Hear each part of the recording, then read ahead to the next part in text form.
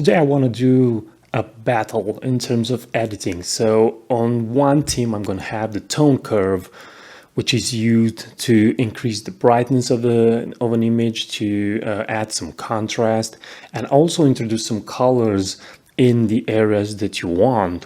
And on the other team, I have the color grading panel plus the panel that includes only the highlights, the sliders for the highlights, whites, shadows, and blacks. Hey everyone, my name is Toma, Phototom here on YouTube. This channel is all about landscape and travel photography, so if you're interested in this kind of topics and all sorts of other photography tutorials, make sure to subscribe for more similar videos.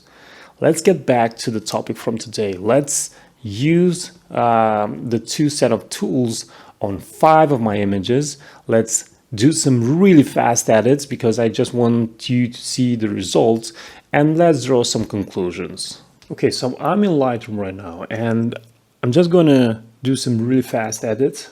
I just want you to see different situations when it's best to use one tool and the other set of tools. Now, let me just very quickly show you. Let's just open the first image, and the tone curve is right over here. And you can alter the brightness of the image, as you can see, and you can add the second point to add some contrast to the image. Now, you can also go into these color channels, for example, into the blue, and introduce some blue in the shadows. As I'm moving the entire curve up, I'm introducing some blue in the entire image. If I want to introduce blue only in the shadows, I need to place some points over here.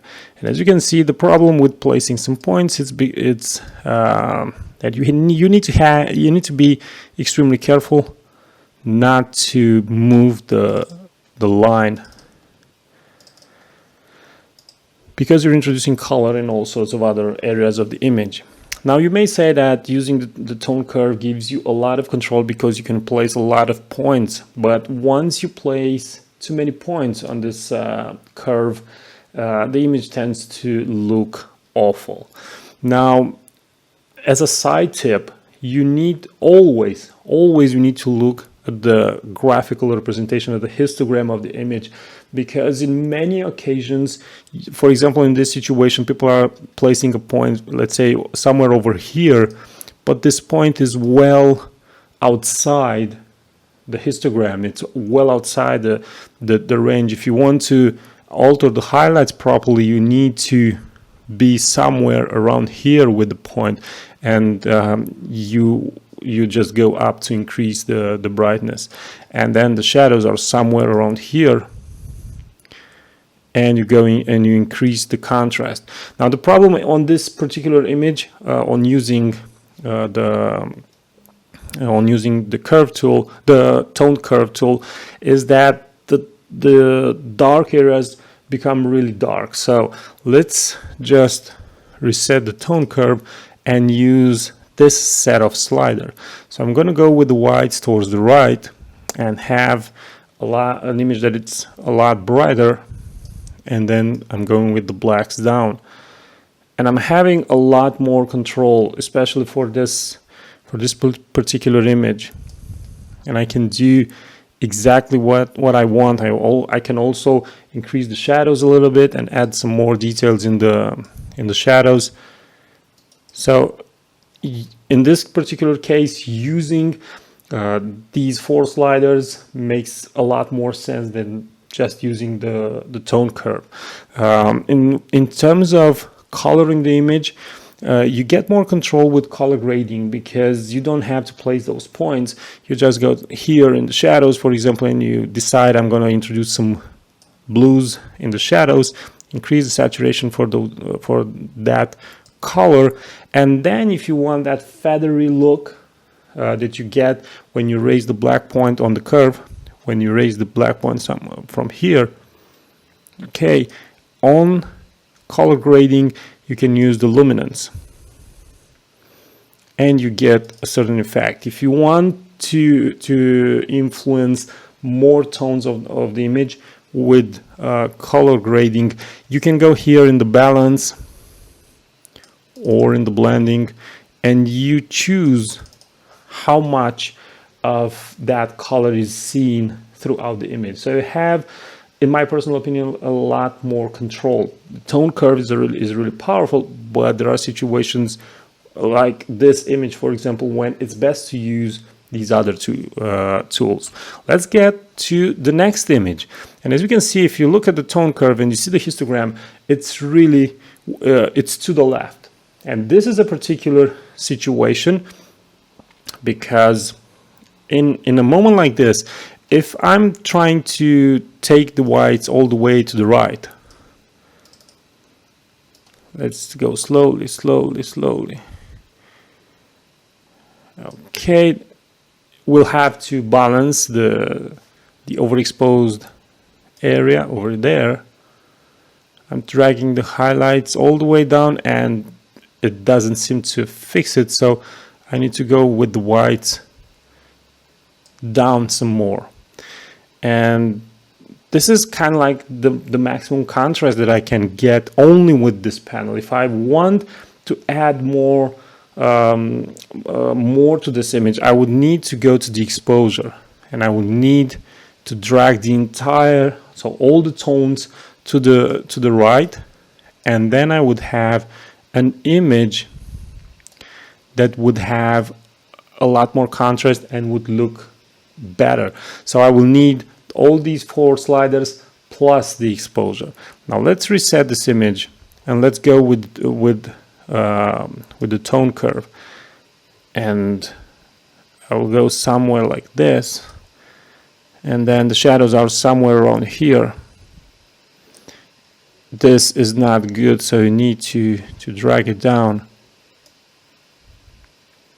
So in this situation, it's a lot harder to create the contrast. But if you want to only use the 4 sliders, highlights, shadows, whites, and blacks, you can't get the look that you get with the tone curve.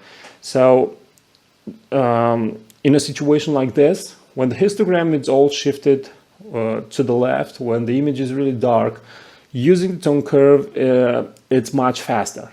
It depends on how quick you want to move. Let's go to the next image. Something similar. So let's use the tone curve first.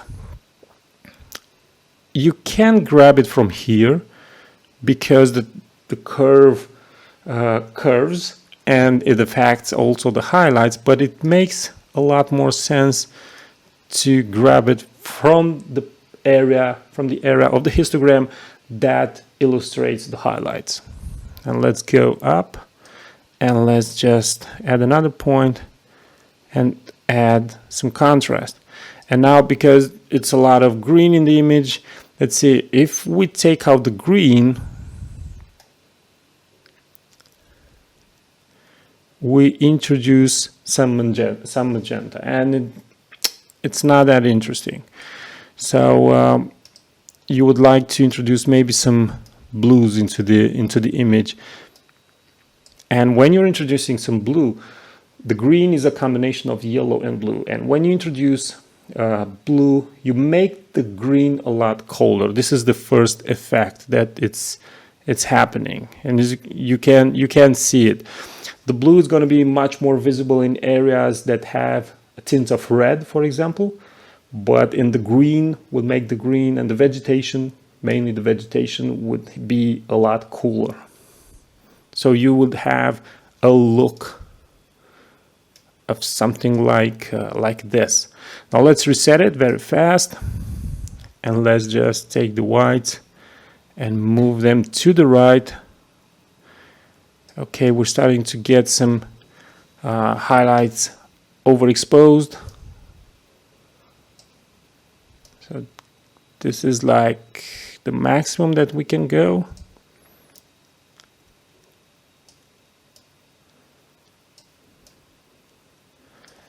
And now I can go into color grading and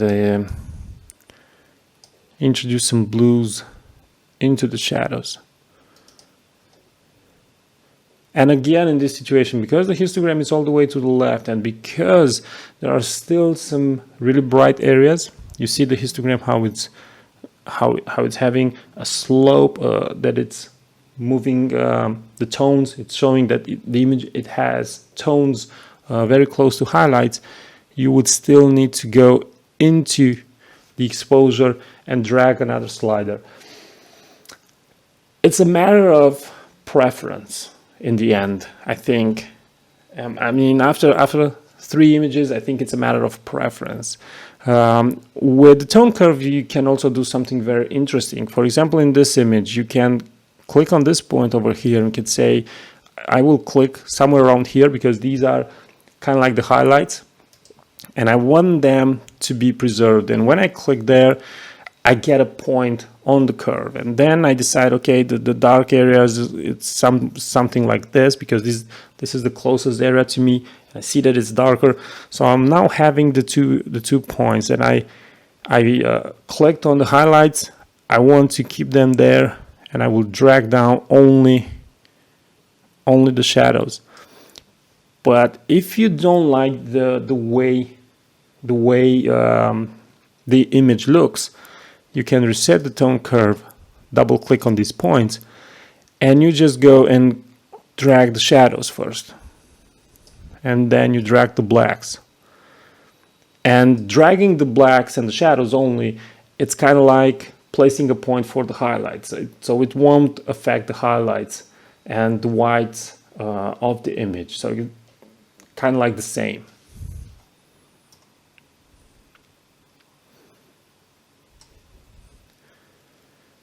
Okay, so in this case, it's a lot easier to use the 4 sliders. And the final image, which is this one, which has a little bit of overexposure here to the upper left. Even if I use the tone curve, I would still need to go here in the 4 sliders panel, because I need to correct that overexposure. So let's reset it. Let's correct that.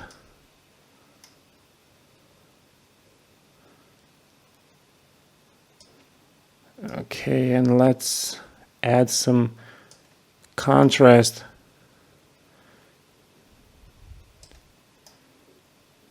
Somewhere around here.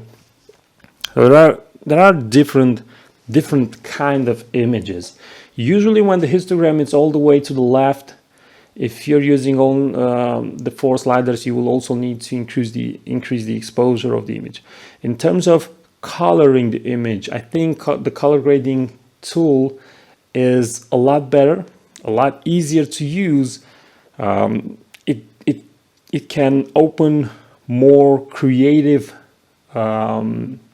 results because it's much more intuitive. The tone curve became much more intuitive when they show you, when you click on the color channels in this later version of Lightroom, you see each side of the curve, what color will introduce in the photo. So it's a lot more intuitive right now, but I think you have a lot more options with the other tools. So the tone, I wanted to record this video because the tone curve, in my personal opinion, becomes less and less used. Maybe it's much more used in Photoshop, where the tools work a little bit different. But in Lightroom or Camera Raw, I think the tone curve will slowly lose importance. I don't know. This is not necessarily a prediction, but maybe it's going to be there just because it's an important editing tool. But in my personal opinion, there are already tools that can work a lot better than the tone curve. There you have it. You saw the tools in action. You saw the benefits of using each of these tools. Now I think you can go and edit your own photos, and you can add maybe something more. Maybe you can become more creative using this tool. If you're interested in joining me in one of my workshops, make sure to check the link in the description. You'll also find on my website the link to my instructional videos that you can find on Skillshare. And Yeah, until next time, keep on photographing because it's the only way to get better. Bye bye.